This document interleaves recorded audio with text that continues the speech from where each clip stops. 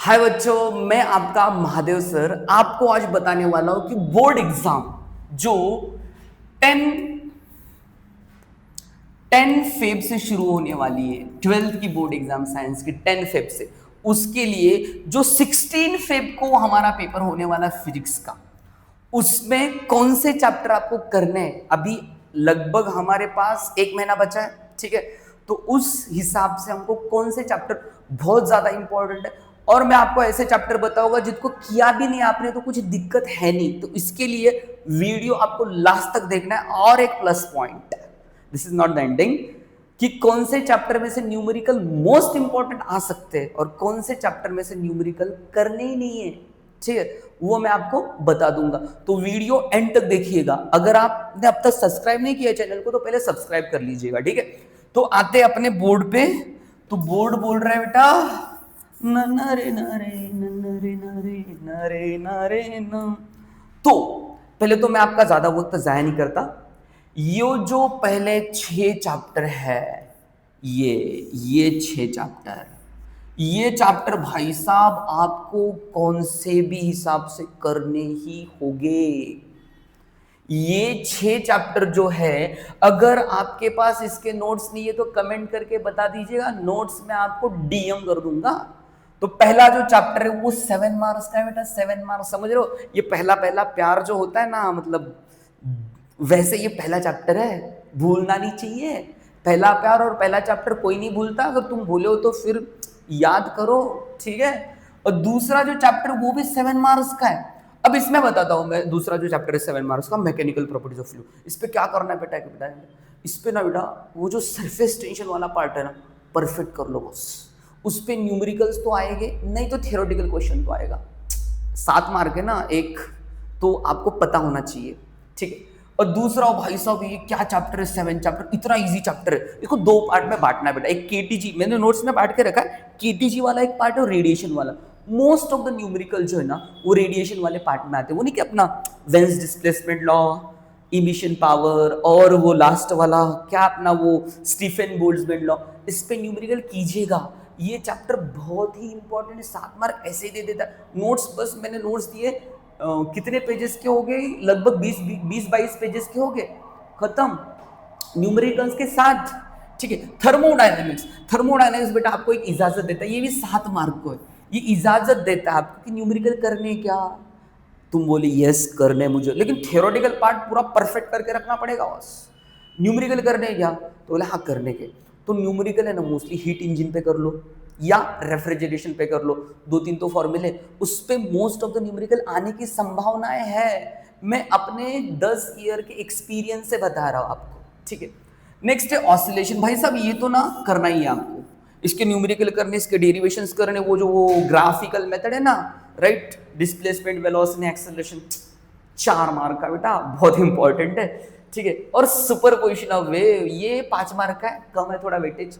और यहाँ पे आता है सुपरपोजिशन ऑफ वेव, 6 मार्क का है, ठीक है। इस पे ना बेटा मुझे लगता है जो सेक्शन डी है ना उसमें 4 मार्क के जो क्वेश्चन होते हैं ना, इस पे क्वेश्चन हर चीज पूछा जाता है। लास्ट टाइम भले पूछा नहीं गया था, लेकिन उससे पहले कौन सी भी हिस्ट्री उठा के देख लो, इस पे पूछा गया है। तो इस पे आपको ना ये जो 5 डेरिवेशन है ना 4-4 मार्क के, formation of stationary wave, formation of beats, vibration of string, pipe open at one end, pipe closed at one end, pipe open at both end, pipe close at one end, ये 5 derivation बेटा। इसमें से एक derivation आने की संभावनाएं बहुत ज्यादा होती है डी सेक्शन में, इस चैप्टर से। न्यूमेरिकल तो आपको करना ही है, अगर डी सेक्शन में आएगा तो न्यूमेरिकल नहीं आता है, ठीक है। तो ये जो 6 चैप्टर है, अगर आपको अभी चमत्कार दिखा दूं, ये जो 6 चैप्टर है बेटा, इसका अगर कैलकुलेशन करोगे ना 40 मार्क्स हो जाता है, 39 मार्क्स। ये तो इतने मार्क्स तो यही चैप्टर दे देते हैं, मतलब आधा पेपर तो यही सॉल्व कर रहा है, समझ में आ रहा है। तो पहले ये 6 चैप्टर आपको परफेक्ट करके रखने, परफेक्ट, इतने परफेक्ट ना नींद में से कोई उठा ले और पूछ ले भाई वो किरचॉफ्स लॉ का वो स्टीफन बोल्ट्जमैन लॉ क्या होता है, अरे लाइक तुमको आना ही चाहिए, समझ में आ रहा है। तो ये 6 चैप्टर पहले परफेक्ट करके रखो। अगर आपके पास हैंड रिटन नोट्स नहीं तो फिर से एक बार बता रहा हूं, भेज दूंगा बॉस। अब आते हैं हमारे नेक्स्ट पे। तो ये जो ऑप्टिक्स है ना बेटा, है तो 6 मार्क्स का, और दिक्कत इतनी देता है ना, बहुत दिक्कत देता है। मैं आपको रिकमेंड करूँ मत करो, बोर्ड के लिए प्रिपेयर करो मत करो, इससे बस इंपॉर्टेंट क्वेश्चन कर लो, राइट। 4-5 जो इंपॉर्टेंट क्वेश्चन है या प्रीवियस ईयर क्वेश्चन उतने कर लो। न्यूमेरिकल तो बहुत ईजी आते हैं इस पर, राइट। वो अपना विड्थ वाला और फाइनली इंटेंसिटी वाला I1/I2 is equal to A1/A2 का स्क्वायर या I max अपॉन I minimum is equal to A1 + A2 upon A1 - A2 bracket the square.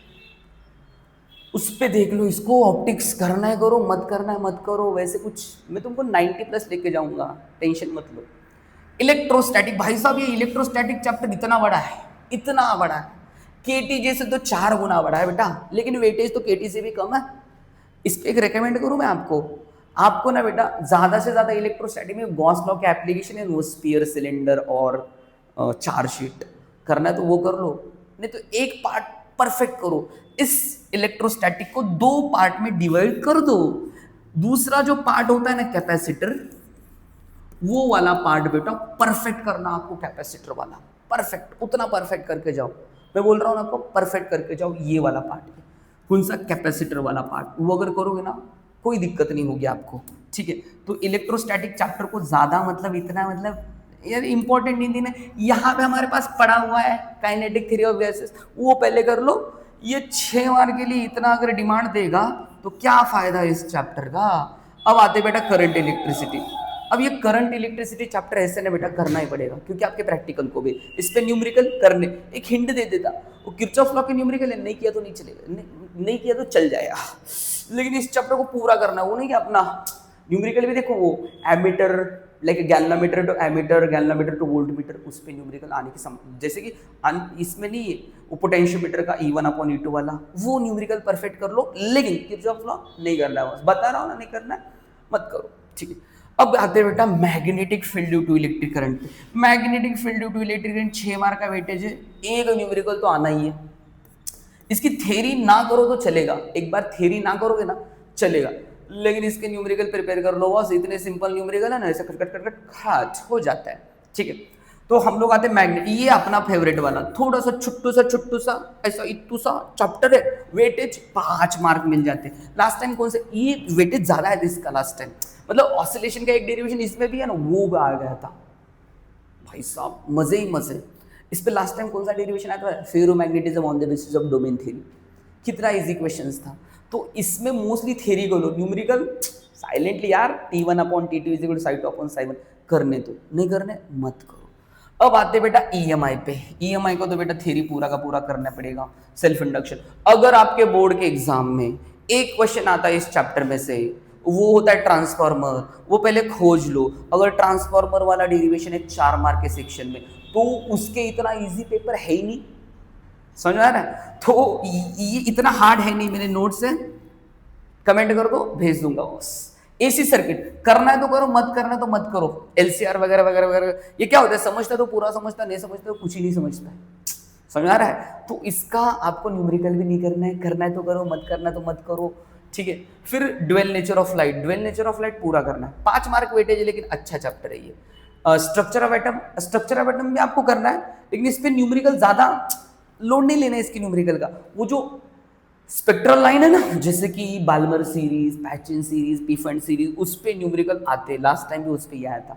और सेमीकंडक्टर डिवाइसेस के 10 क्वेश्चन कमेंट कर दो, भेज दूंगा। उसी 10 क्वेश्चन को आपको करना है, ठीक है। उसमें से ही घुमा घुमा के क्वेश्चन हर साल आए, मेरा 10 साल का एक्सपीरियंस बोल रहा हूँ। तो मोटा मोटी आपको क्या समझा बॉस, तो मोटा मोटी यही समझा कि सर आपने तो ना पूरा हमारा टाइम वेस्ट कर दिया। अरे भाई टाइम नहीं वेस्ट कर दिया, कंक्लूजन पे आता हूं मैं, कंक्लूजन सुन लोगे तो बोलोगे सर मजा आ गया। तुम बोलोगे कैसे, देखो स्ट्रैटेजी बताता हूं आपको। ये जो पहले 6 चैप्टर है, इसको पहले पूरा का पूरा परफेक्ट कर लेना है, परफेक्ट, राइट। नोट्स नहीं है बता दो बस। ये जो चैप्टर है ऑप्टिक्स नहीं करना है, मत करो मतलब बोल लगे सर ऐसे कैसे मत करो, अरे इंपॉर्टेंट क्वेश्चन कर लो, आ जाएगा उसमें से कोई। इलेक्ट्रोस्टैटिक मत करो, इलेक्ट्रोस्टैटिक करो बट कौन सा करो, कैपेसिटर वाला पार्ट करो। एसी सर्किट मत करो, मतलब आपको खम करके बता रहा हूं, करना है करो, कुछ दिक्कत नहीं है, मैं साधारण बच्चों के लिए बता रहा हूं। ये जो सेमीकंडक्टर बस 10 क्वेश्चन है जो मैं आपको दूंगा, वही क्वेश्चन आपको करने हैं। तो मैंने इसका एनालिसिस, तुम बोलोगे इस पे क्यों इतना ये कर रहे हो सर? अरे यही तो है ना भाई, 50% क्वेश्चन पेपर सॉल्व हो जाएगा आपका। अब जब 50% क्वेश्चन पेपर सॉल्व हो जाएगा ना, आपके पास एक कॉन्फिडेंस आ जाएगा। एक बार कॉन्फिडेंस आ गया ना भाई, मजे आ जाएंगे।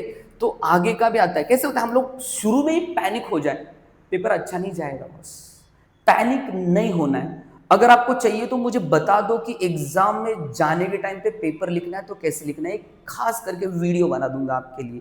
लेकिन आपकी कमेंट जरूरी है, शेयर करना जरूरी है, ठीक है। तो ये नीचे का तो मैंने बता दिया पूरा एनालिसिस आपको। तो ये इस तरीके से करोगे तो मुझे लगता है कि बोर्ड का पेपर आपको इजी जाएगा।